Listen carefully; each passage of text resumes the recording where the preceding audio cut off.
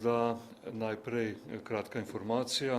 Danes smo z kolegom ministrom iz dela, družine in socialne zadeve poskušali reševati na podlagi izkušenj preteklih dni, se pravi na podlagi izkušenj iz Metlike pa včeraj iz Šentjurja, problematiko domov za starejše občane in ostalih zavodov iz pristojnosti Ministrstva za delo, glede obravnave bolnikov oziroma oskrbovancev, glede standardov, bo pa več o tem povedal kolega minister.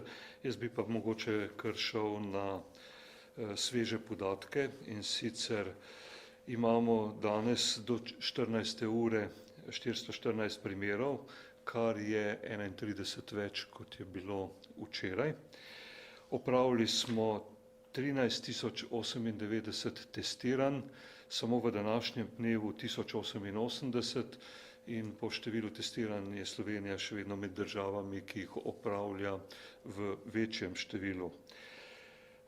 Imamo 55 hospitaliziranih bolnikov v naših bolnišnicah, kar je eden manj kot včeraj. V enotah za intenzivno terapijo pa se zdravi 10 bolnikov zaradi COVID-19, to je eden več kot včeraj. Omenjeni sta bili že pred časom prvo ena smrt, en smrtni primer in danes še eden, o tem bom kakšno besedo več povedal v nadaljevanju. Poleg tega morda še podatek, da je bilo podpisanih z moje strani 180 odločb za karanteno in še dodatnih 100 v petek, torej skupno 280 odločb. Morda zdaj še odgovori na nekatera pomembnejša vprašanja. Eno ključnih se nanaša na nabave zaščitnih sredstev. Zavedamo se in tudi vemo na podlagi podatkov, ki jih spremljamo, da so nabave ena od kritičnih točk pri našem sedanjem delovanju. Način nabav je organiziran centralizirano, to pomeni, da za nabave skrbi en resor, to je Ministrstvo za gospodarstvo, kjer se zbirajo podatki, zbirajo se ponudbe in od tam se tudi nabava seveda izvaja. Naloga Ministrstva za zdravje je pa malo drugačna, in sicer mi smo tekom prejšnjega tedna organizirali seveda način zbiranja podatkov, se pravi vsakodnevno smo v komunikaciji z bolnišnicami, z zdravstvenimi domovi in zbiramo točno določene podatke od vsakega izvajalca, na primer kot primer števila bolnikov, števila hospitaliziranih v bolnišnicah, števila pregledanih, števila pozitivnih, števila sprejetih zaradi okužbe z koronavirusom. In na podlagi teh podatkov potem v skladu z urejenimi standardi tudi določamo, koliko opreme zaščitne pripada posameznemu izvajalcu na posameznem nivoju. Podatke redno seveda dajemo naprej, sprejema jih Ministrstvo za obrambo in oni so tisti, ki potem to medicinsko opremo delijo med posamezne izvajalce. Na podoben način je delo organizirano tudi na področju, ki ga pokriva kolega minister, se pravi za domove starejših in ostale zavode iz tega področja. Se pravi, ključno je bilo v tem tednu, da smo pripravili prvič prave poti in da dobivamo primerljive podatke, in drugo, seveda, da se zaščitna oprema, ki jo primanjkuje, kar je dejstvo, deli na nek primeren in racionalen način. In seveda, dokler je ne bo dovolj, bo pač moralo to potekati tako, kot smo to opredelili, ker sicer bi se lahko dogajalo, da bi bilo na več področjih pomanjkanje opreme preveč izrazito.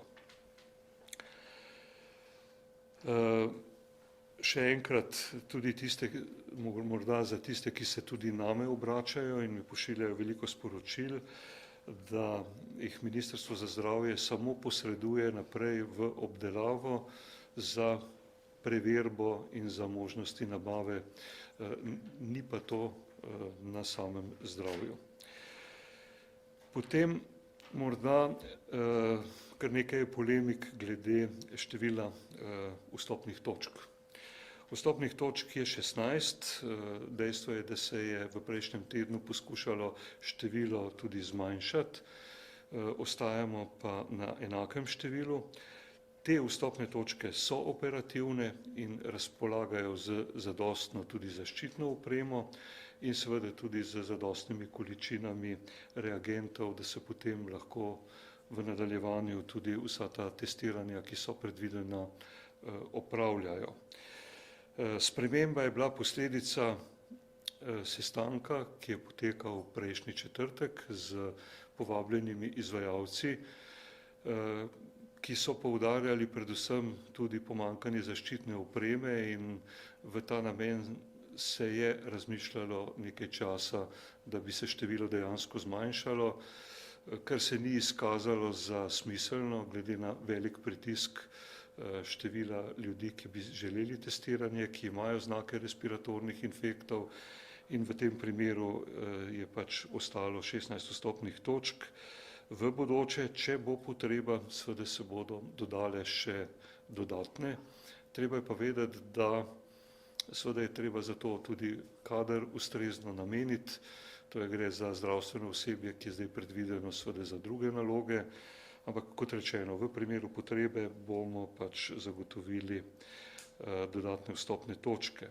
To, kar smo danes tudi s kolegom poskušali najti rešitve, da bi se izognili nepotrebnim zapletom, je način jemanja brisov starejšim osebam oziroma oskrbovancem domov, ki imajo znake respiratornih obolenj.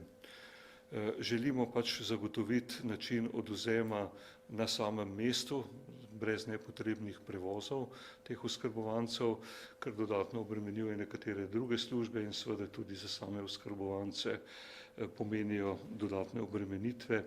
Verjamem, da bomo tekom jutrišnjega dne tudi našli rešitve, da bo to potekalo na malo bolj učinkovit pa bolj racionalen način, kot je bilo do zdaj. Eno od vprašanj je število okuženih. Moja ocena seveda ob mojem zadnjem nastopu na tiskovni konferenci je bila, da jih je približno 5krat več. Seveda je to groba ocena. Treba je vedeti, da kljub temu, da v Sloveniji testiramo veliko število oseb, da seveda vsi niso testirani, da se novi primeri dnevno pojavljajo. In seveda takšna ocena je zelo, zelo, bom rekel, na pamet, seveda, tako kot je bilo tudi rečeno ob moji prvi izjavi. Sigurno pa je število okuženih oseb precej večje, kot je tisto, ki ga imamo pač uradno in ga spremljamo. Točno lahko govorimo le o podatkih, ki jih imamo pač spremljane, se pravi število okuženih na podlagi laboratorijskih preiskav, lahko je točen podatek o številu obolelih, hospitaliziranih, se pravi, koliko pa je v resnici okuženih ljudi znotraj populacije, je težko predvidevati.